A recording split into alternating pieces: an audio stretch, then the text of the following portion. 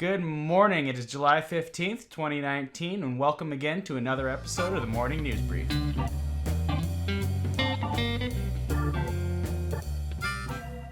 This week, we have again Chamberlain School District Superintendent Dr. Deb Johnson giving us an update on the school district and school board meetings in the near future. And then, as we've just finished up Chamberlain's reunion weekend, we have Chamber of Commerce manager and local CHS graduate Rochelle Hopkins talking about her high school experience and how she feels about the community today. And finally, just a quick note, everybody, we do have a new website up and running, so be sure to get all your information, local news, stories, updates, and CDTTV at www.centraldakotatimes.org. Be sure to check it out. Good morning, Central South Dakota. We're here again with Dr. Deb Johnson. Dr. Johnson. Good morning. Happy Monday. Yes, you too. So we have another month coming up right before school. How's the planning going for the next school year? The planning is going very well. We had quite a few openings this year. We are down to 2. And those are the ones that we're struggling with right now to find people, but we will get it done. Okay, cool. What positions are those? We have the vocal music position open from 6 through 12 and preschool, early childhood special ed. Okay, you don't call it preschool or? No, it does go from birth to school age, but we just call it early childhood special ed. Cool. I didn't know that was a thing. Is that new or? Oh no, it's been in place for many years, and a lot of what this person does is actually go into the homes and work with children and their family and their parents while they're there. You learn something new every day. Yeah, it's a great program. Great. So, I guess just following up on that, if people are interested in applying for that, where can they go? Well, we always have a screening every year, and so this fall we'll be putting out notices for screening, and then parents can come to the screenings, and they can always call the school for more information. Awesome. Okay. And this board meeting has, again, just going to the discussion items here, it looks semi-full here. Yes. So let's just start with some of maybe more of the things that parents would like to comment on or be interested in. So one thing I've been reading about more than the other items is the dual credit, virtual credit. Right. Yeah. Okay. We have many students who participate in the dual credit program that's provided by the state, where it's at a reduced cost. They can take them online before they graduate, so they'll get credits here and for the university that they may wish to go to. A public university in South Dakota, most are the ones who are going to for sure take the credits. But what we want to do is make sure that kids have all the opportunities that they can. We had some parents come to the board a couple of weeks ago, or maybe about a month ago, requesting that students be able to take classes such as they did last year. We put a little bit of a restriction on it. If we offer the classes here at the school, we would prefer the students take them here.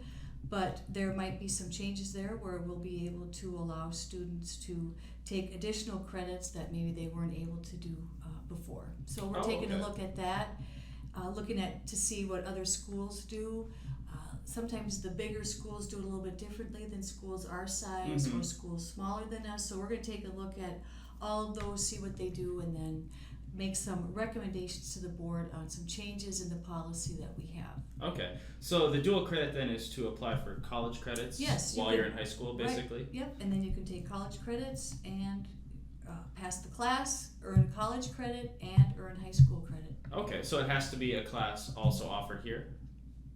Not necessarily, no. Okay. Students can take classes that they just may be interested in. It is limited to juniors and seniors so that they have the foundation of high school coursework, and then they can move on to those classes. Sure. Is that in addition to their already set class load? So they go and take, however many periods of class at Chamberlain High School, and then this is extra on top of that? Or is there time just for these classes?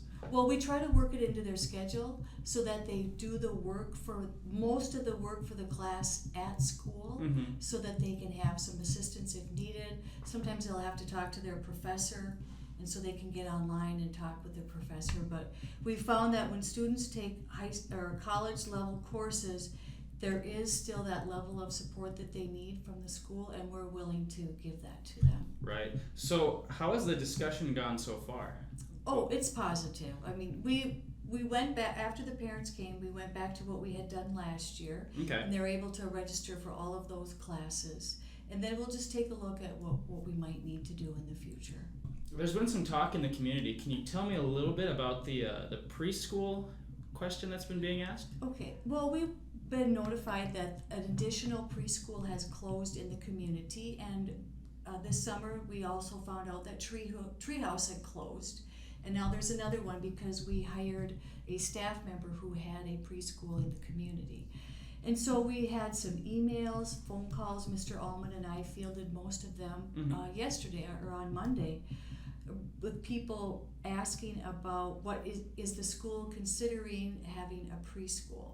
Well, it certainly would not take place this year, but it'll be an agenda item for the board at the next meeting. Okay. And then we will talk about how we might want to proceed with it. Most likely my recommendation is going to be to put a work group together. Sure. Because there has to be a lot of work done before we can present to the board the possibilities of the district having a preschool. And of course, things that come to mind right away are we have to have a teacher, we have to have a location, right? Transportation comes up, the cost. The school district receives no money from the state for having a preschool program. Really? So we need to figure that out. We receive money when students turn 5. So we have our BK program. Mm-hmm. All those children are 5 years old. Okay. So Treehouse is closing as one of those. What is the other one? I don't remember the name. Believable, I believe it is, or it's a learning center. I'm not sure of the name of it. Okay. But Christy Lingeman, who is now will be a member of our staff, we're offering her a contract, has had that preschool, and she gotcha. wasn't able to find anybody to take it over, and so she will be closing that. Okay. So speaking of transportation, I know it was just freshman busing, I believe. Yes. How's that coming along? Good. I'm meeting today with the busing contractor, Sheila Foreman, and Okay. we will be talking about how we're going to get the word out, because it will only be first-year freshmen. They will have to have registered at our school, and the parents will have to have contacted Foreman Busing to let them know that their student will be riding the bus. So there's some things that we have to work out. We're not going to change any of our routes at this point. Mm-hmm. We're going to see what happens with it, and then go from there. And the board is aware that we may have to change some of our routes, which would add increased mileage for the district, but we're going to see how it goes. But there are some stipulations and some things that we are going to ask the parents to do before their freshman student will be allowed to ride the bus. Okay. And has that information already been mailed out to parents? No. That's coming up in the... Right. I talked to the board last night, letting them know that about the 1st of August is when we start to ramp up, get our notifications out, get the emails, maybe letters. Mm-hmm. But parents really aren't that interested right now until it gets a little bit closer to school. A lot of families are on vacation, things are happening. Yeah. They're still in the summer program, so we don't want to stifle that or, don't rain on the summer vacation. Don't rain on the student's summer vacation. So I was also reading Angela Kennecke, the news anchor from Kelloland, right? Yes. Yes, okay, great. She's going to be in Chamberlain. Can you embellish a little bit on that? Sure. Angela will be here on Monday, August 19th at 7:30, and she's going to have a presentation regarding Emily's Hope, which is the website that you go to if you want to find out what it's all about. But she's going to be talking about the personal tragedy that she and her family have encountered since their daughter died of a drug overdose. And we wanted to have it up here in the multipurpose room because we wanted to make sure that it was more available for our middle school and high school students who will be going to the open house along with their parents. Of course, everyone in the community is going to be invited.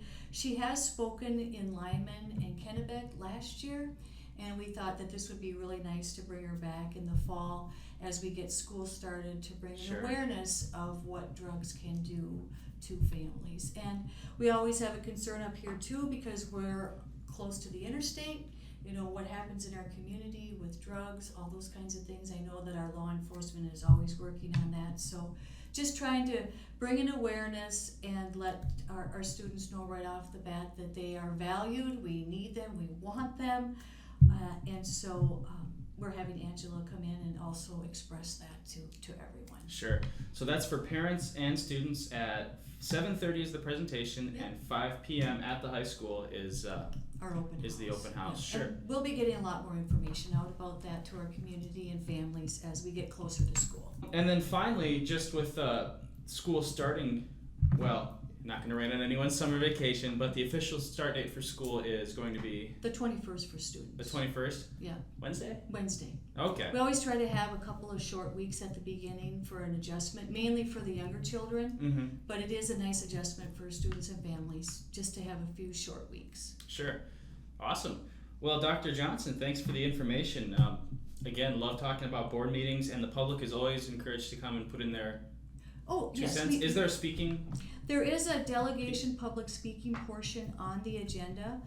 Sometimes I will have people call me and ask, should I come to the board, or would you like to just raise it as an issue? Mm-hmm. And that's kind of what I did yesterday, or when we talked about the early childhood.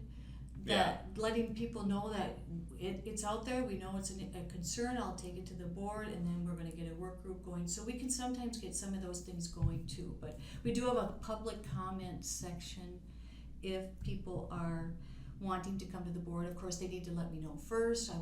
We want to know what the topic is, all those kinds of things. It's much better for everyone involved if things aren't just thrown at people. Random, yeah. So I can't just come and talk about your twins? No, that probably wouldn't work. Oh, bummer. All right. The Cubs aren't doing too hot, so I'm a little salty. But anyway, Dr. Johnson, again, thanks for your time, Sure. and we'll see you again next month. Okay, So, you bet, Nate. Thank you. Take care. I'm Rochelle Hopkins, formerly Rochelle Simpson. I grew up here. I graduated in 1987. Okay. I'm old. So in 1987, No, you're Rochelle. I'm Rochelle. Hi, old. I'm Nate. Sorry, dad joke. Go ahead. I'm like, well, what are we doing here? Anyway, graduated in 1987. Moved the day after I graduated from high school. Really? Where to? Denver. Wow, that's a change. Yes, scary for a 17-year-old. And so I lived there. I actually lived in Denver for 14 years. I didn't go back to school until, let's see, it must have been 1995. I went back to school and got my degree in early childhood. Okay. And then when Colton went to I have 2 children, Brittany and Colton. Brittany is 28 and Colton will be 25 in August. And so when they both started school, I became an LLC, started my own before and after school program in the local Deer Creek Elementary School in Bailey, Colorado. I ran that for 2 years, and then when my husband he actually could transfer his business here, we came back to Chamberlain, and that was when I talked to Deb Johnson and was going to just be a consultant kind of to help them get their before and after school program off the ground. Well, then she offered me the job as the director, and I ran that for 8 years. I ran the PAWS program when they got the 21st Century Grant. So I ran that program for 8 years and then started my own job. Okay, so you graduated in 1987, right? Yes. Okay, so where was the high school at that point? Was that still downtown? Yeah, it was actually. Where the Bear is now, that was our high school. So the old Eggleston building, which is still there, or no? No, I think it's they tore not. it down. So it was right there, and then they had built on that new part. Okay. And so that whole thing was high school at that time. And Gotcha. Yeah. Okay, cool. Yeah. Even that old building in the back was still there at that time. Where the bell is? There. Yep. No way. When did that come down? I don't know. No idea. No. 90s, somewhere. Yeah. Ish. Maybe early 2000. I'm not sure. Yeah, it doesn't matter. Yeah. So, who were the teachers at that time? What were some of your favorite teachers? My favorite teacher, and every girl in this town is going to think I'm crazy because they all loved English and literature and I loved history and government. Mm-hmm. My favorite teacher was Stan Evans. Okay. I loved Stan Evans. He just was a great teacher. And I'm trying to think if there's any of the teachers still there. I don't think any of them are still there. I was actually going to follow up with that too to see if there were still some teachers. I think they've all retired now. Yeah. At worst, yeah. I'm pretty sure. I can't think of a single one that's still there. That's always weird. I never could put that together when we go in and you get the first day of school. I taught your parents. I know. What? I know. And then when I started working at the school, I was the same way. I'm like, whose kid are you? And they'd tell me, I'm like, oh my God, that can't be. Because they should only be like 12 themselves. Right. But yeah, I loved high school. You have a lot of people that say they would never go back. I would go back. I agree with you. High school. I loved it. I think it's different in a small town too, though. Yeah, I think so too. Yeah. Yeah. I mean, and what you're involved in. Right. You know. Which was? I was a cheerleader. I loved cheerleading. Okay. So involved in school plays and the arts more than sports, other than cheerleading. Yep. So right on. Speaking of sports and after school Friday night lights kind of things, what did you do in '87 in Chamberlain? Drove around. Okay, so that still holds true. All right. Drove around. Some things But at never the change. time we had the roller skating rink though too. Oh, by McDonald's? Mm-hmm. Oh, that'd be so fun. Yeah. Yeah. I would like to reopen that actually. That'd be great. Mm-hmm. That roller derby you guys did? I know, wasn't it fun? That was amazing. I think I would like to do that like once a month, have her come and do that. That would be so cool. Mm-hmm. That'd be a great And even if you just did it as a fundraiser for whatever organization needed at the time. Yeah. So. Yeah, I love that. So I'm trying to think what else we did. Basically drove around. You pretty much knew everybody in town's headlights. My best friend in high school was Jane Rutan, and she knew like from a mile away she would know who's coming. And so we usually drove around with her because we didn't have a car. We were always with her. Oh, cool. Yeah. You carpooled or walked to school. Yeah. Was there a movie theater? Yeah. Yep. Okay. Was. Yeah, we did that. Same spot. Yep. I figured. Yeah. Yeah. What about music? Queen was still big. Queen was. Yeah, it was. Heart. Heart's good. Yeah, Heart was big. Michael Jackson, of course. I'm just like Dirty Dancing just came out in 1987. Oh boy, so, I still haven't seen that. You have never seen Dirty Dancing? I've never seen it. Yeah, it's an icon, and I've never watched it. Dirty Dancing had just come out. Another thing that we did, because the school was down here. Well, we did a lot of tanning back then, also. The school was down here, and at the time the bakery was still down here, and Bowers. And with our open campus, we could leave, and we always came down into the bakery during open campus, and so that was nice. That's the perfect and thing. We could leave and go anywhere we wanted for lunch too. Must be rough. Yeah. So okay, tanning, is that like on the beach, 15 minutes? No, flip. Nope, like walking down and going in a tanning bed. They had that those? It was like, and they had we always used the stand up one because you could just stand up in it. It was like being in like your own little like recording booth kind of, and they always had music piped in. So that was the big thing then. Booyah. Yeah. What about technology? Technology. I remember, I think it was my senior year, senior year. We just got computers in the school, but it was like big old desktops, and you basically had to write or design your own program to get a result. You know what I mean? So yeah, it was bad. It was like the first Apple computers ever. That's tough. It was. I'd rather just do it the long way. Yeah, it was. Floppy disks. Yeah. Oh, that's fantastic. Love it.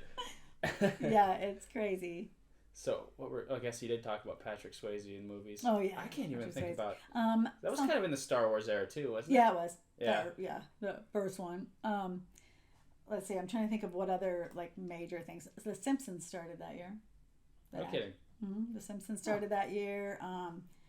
I was just kind of looking up some of the other stuff, but that was also the year that Reagan did his famous speech about the wall. Mm-hmm. It was when disposable contacts were first invented, or first That's a good one. Available. Changed everyone's life. Yes, and it was actually the first year that they used DNA in like a criminal case. That was the first year that they could. Really? Was there like a leading case on that, or like? It wasn't there OJ, was it? No, it wasn't. No, that was later. That was later. That was like 94. Oh, where have I been? Okay. Yeah. That was that. Yeah. I just remember because I was pregnant with Colton, and I watched the whole dumb thing. But yeah, it was a lot of stonewashed jeans and mullet haircut and driving around. It was an exciting time in the 80s. We had some pretty unique fashion. Well, you had MTV. Barely. And MTV was music only. And we had why don't they do that? Friday night videos. And so I just remember babysitting. Mm-hmm. And you couldn't wait for Friday night videos to come on. And that's all it was like the top 40 videos. So MTV played music and didn't have 20 minutes of commercials? Right. They had only music. Hope you're watching. Only music on MTV then. Oh, and it was, I was trying to think of like the famous people that were on there that ran the videos. Martha something. Anyway. Right on. Yeah. So that was always, you looked forward to Friday nights. Right on. For that. And Dukes of Hazzard and Dallas. I remember Dallas. Awesome. So yeah, Chamberlain kind of seems like not a lot. I mean, everything's kind of changed. Obviously, it's everything's a little bit more modern and stuff. But I guess really the high school life hasn't really changed a whole lot. No, people still drive around. Mullets are making a comeback. Thank God. Well, I don't know if they're coming back, but it's a phase. Yeah. Oh, that's a bummer. So, I mean, you moved to Colorado after school. What made you come back? My husband got a job here, and then a lot of it was too where we first lived in Colorado. If we would have stayed in that place, my kids would have went to Columbine High School, and and then when we moved to Bailey, right after we left Bailey and I was working here at the school, Bailey's school. We spent $17 million on a security system, and it was off one day. And a guy walked in and took a whole room full of girls hostage and killed one of the girls. And so, and not that it can't happen here, but you take for granted living here, how close of a community it is and how people watch each other's kids. Yeah. And I just it's like the saying, it takes a village, and Chamberlain's a great village to raise your children in. Awesome. Yeah. So, and then you're still here, obviously. Yes, what keeps you around? I love it here. It's home, and my family lives here. I like the, like I said, I love the close-knit community. When you get out of high school and you're just like, I got to get out of here. I got to go do the big town. I need culture or whatever. And then you really do take it for granted. And when you come back, usually it's after you have your own kids or you have experienced it somewhere else, and you come back and then you realize that, this is a great place to live. It's a great place to live. So has anything changed really I think the population stayed about the same, but have you noticed it's about the same. I guess big societal changes as far as that close-knit thing? I mean, obviously nothing stays the same completely. Right. Yeah. Yeah, there's things like I wish some of the businesses in town would work more together instead of against each other.